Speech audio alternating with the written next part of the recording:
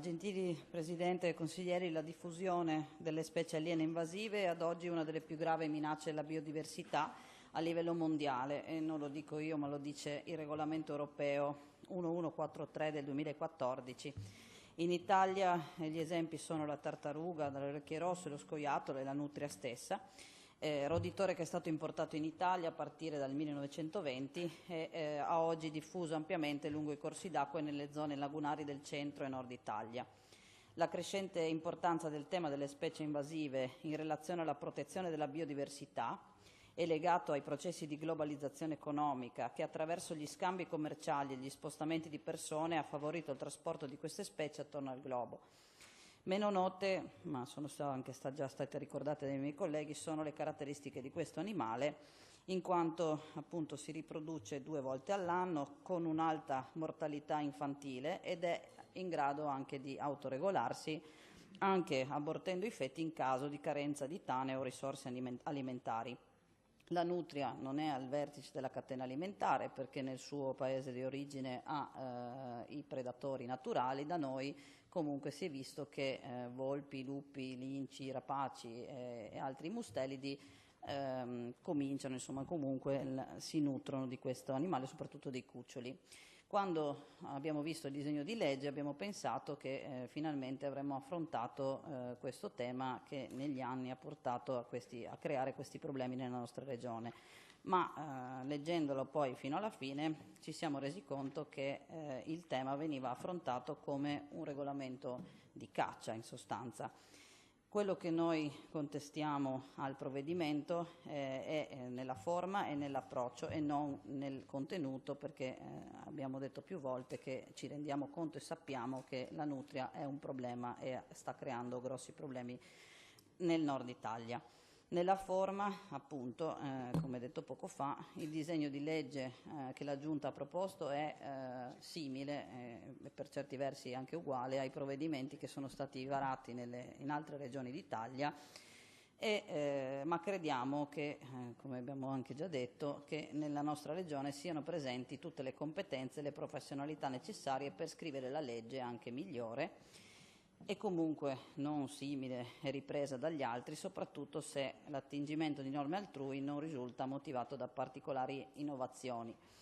Nel merito non siamo d'accordo ad affrontare il tema della presenza della nutria sul territorio regionale con un approccio così settoriale e monodimensionale, come se sopprimere tutti gli individui di una specie fosse sufficiente a riequilibrare il territorio e a conservare le comunità native o specie autoctone.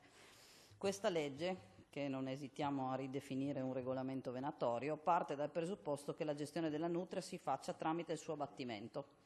Tutte le decisioni e le indicazioni vengono rimandate a un piano di eradicazione di competenza del servizio caccia.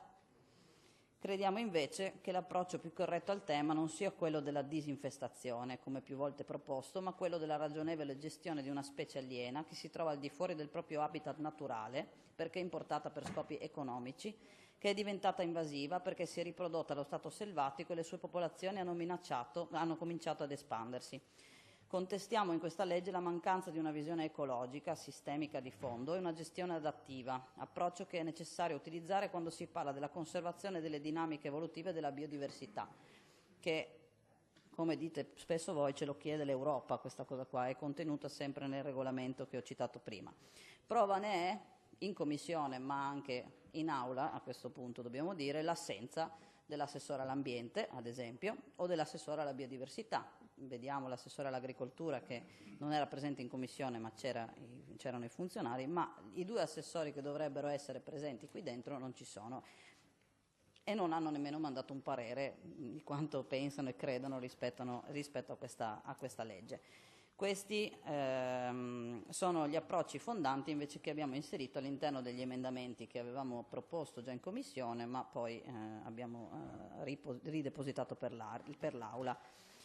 In conformità a quanto previsto dal regolamento appunto citato prima, proponiamo che la Regione, ai fini della tutela della biodiversità e dei servizi ecosistemici associati, della salute pubblica e della sicurezza idraulica, adotti ogni misura utile a impedire l'introduzione di specie esotiche invasive, a controllare la loro diffusione e a riparare i danni causati.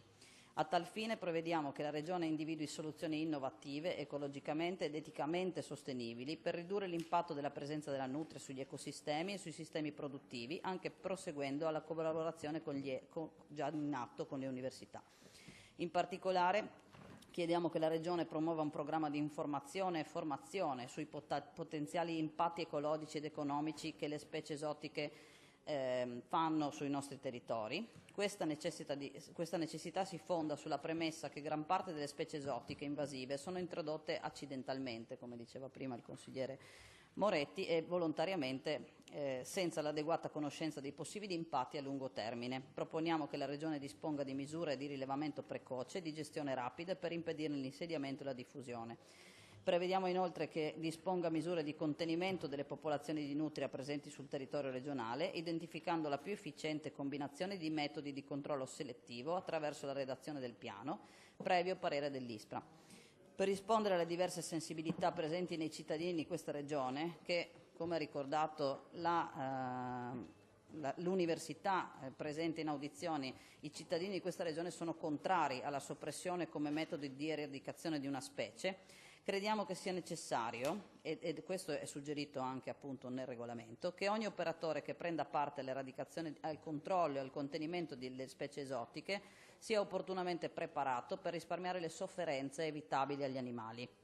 Crediamo sia opportuno prendere in considerazione metodi non letali e adottare tutte le azioni che riducano al minimo l'impatto sulla specie non destinatarie di misure. Parte fondante del piano deve essere la valutazione. Gli obiettivi devono essere valutati a scadenze precise per verificarne lo stadio di raggiungimento e per poter portare correttivi alla gestione qualora si riveli deficitaria. Chiediamo che sia il Corpo Forestale a occuparsi dell'abbattimento delle nutrie e che vengano usate munizioni con materiale composito, evitando l'introduzione di altro piombo nell'ambiente, e che sia lo stesso Corpo Forestale a coordinare le operazioni, non gli uffici della Regione.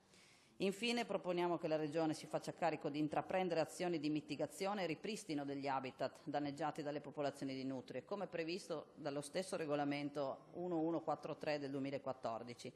Rimuovere le specie invasive da un'area non è sufficiente affinché l'ecosistema recuperi lo stato naturale precedente all'invasione. Le frane delle sponde, l'impatto generalmente più importante attribuito alle nutrie, sono un fenomeno complesso dovuto ad una molteplicità di fattori, non solo alle nutrie,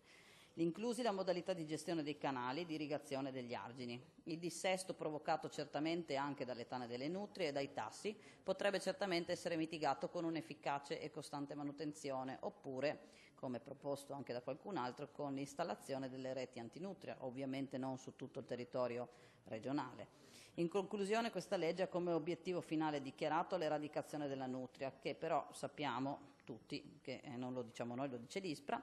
che non è praticamente impossibile. Nel caso delle specie aliene invasive sono decisamente più efficaci le strategie di prevenzione e sorveglianza. Quando la specie è ampiamente diffusa come la nutria è di solito troppo tardi per fare qualcosa di utile, i progetti di eradicazione sono di difficile realizzazione e molto costosi. Crediamo che l'insieme delle azioni proposte attraverso i nostri emendamenti possa arrivare a portare la legge laddove appunto come richiesto dal regolamento europeo. Ci sono alcuni punti del regolamento europeo che vorrei solo richiamare, il punto 24, il punto 25 e il punto 26, che non leggo perché quasi ho finito il tempo, ma prego appunto i colleghi di andare a vedere che cosa c'è scritto là dentro e invito tutti anche a leggere appunto l'articolo 20 del regolamento e l'articolo 21 che parla di ripristino degli ecosistemi e recupero dei costi, nonché le linee guida elaborate dall'ISPRA, e capirete che questa che volete intraprendere non è la strada giusta. Grazie. Prima il consigliere Travanut mi citava insomma, il termine alieno utilizzato nella nostra relazione, ma è un termine che viene comunemente utilizzato anche dal Ministero dell'Ambiente piuttosto che dall'ISPRA per indicare una specie che ha un'origine diversa dall'ambiente dove viene introdotto e che non riescono diciamo, ad adattarsi in maniera eccellente al nuovo habitat e quindi causano danni all'ecosistema e soprattutto alle specie quando entrano in competizione con le specie autoctone, talvolta insomma quelle che soccombono poi sono proprio le nostre specie originarie, quindi non è un termine improprio quello che abbiamo usato, è un termine che viene comunemente utilizzato da ben più autorevoli ministeri piuttosto che altri enti preposti a questa attività. Il consigliere Novelli parlava appunto della sensibilità che hanno i bambini anche riguardo a questo tema, e posso dire, vabbè, insomma è un'esperienza personale, ma mio figlio che in questi giorni mi ha sentito parlare di questo tema un po' male, insomma c'è rimasto quando mi sentiva parlare al telefono e pronunciare determinate parole, tant'è vero che mi ha anche chiesto: mamma, ma perché dobbiamo fare sta cosa, no? Ed è anche per quello che abbiamo presentato l'emendamento 4 ter 1, che serve proprio a sensibilizzare con il Corpo Forestale, con le associazioni ambientaliste, con l'università, proprio i bambini o comunque insomma le persone, di cosa vuol dire, di quali danni può provocare una specie alloctona se inserita in un contesto, e quindi mi auguro che almeno questo venga condiviso e quindi votato. All'assessore Panontin volevo dire che, come abbiamo già detto prima, non è che noi abbiamo riconosciuto che il problema esiste, e non è nemmeno una questione di tutelare gli animali o pensare che, perché io non sono né vegetariana né vegana e nemmeno i miei colleghi lo sono, ma è proprio l'approccio e il metodo che viene fatto in questa legge che non ci piace, perché riteniamo che debba essere vista con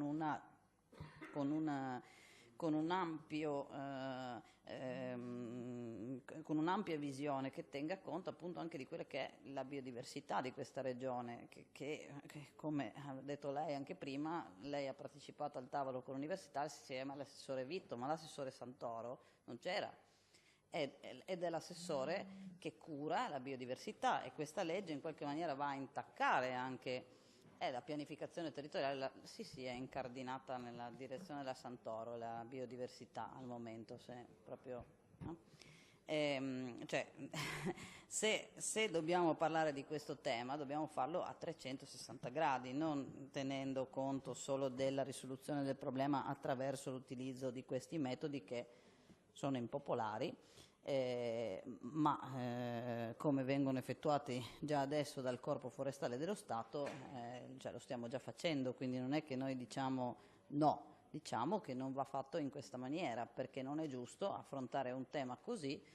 senza neanche sapere quali saranno i risultati che ci porterà questo metodo, pur sapendo che in altre regioni, comunque laddove hanno adottato questo metodo, soprattutto utilizzando armi da sparo, hanno ottenuto l'esatto contrario, insomma, effetto che desideravano avere, perché comunque sentendo gli spari le nutrie prendono paura come qualunque altro animale, quindi tendenzialmente si nascondono. E poi appunto, come ho detto prima andiamo a toccare anche le aree protette e le aree che fanno parte delle parchi e riserve e quant'altro, e quindi la biodiversità ci entra. E come qua dentro? Come no? C'è un articolo della legge, sì, non è che l'ho scritto io, c'è scritto nella norma le misure previste per le aree protette ai sensi dell'articolo, no? Quando si parla di piano triennale, quindi il piano terrà conto anche di come agire là dentro, no? Quindi insomma, se dobbiamo se dobbiamo risolvere questo problema lo dobbiamo fare ovunque, quindi noi non è che contestiamo il contenuto della norma, voglio dire, contestiamo il metodo e l'approccio che è stato fatto e l'assenza in commissione, a parte di evidenze scientifiche che possano dirmi questo si fa così perché così si fa, ma soprattutto appunto dell'assenza di quelli che sono gli altri attori di questa legge, che sembra una leggina ma in realtà non è proprio una leggina. Grazie.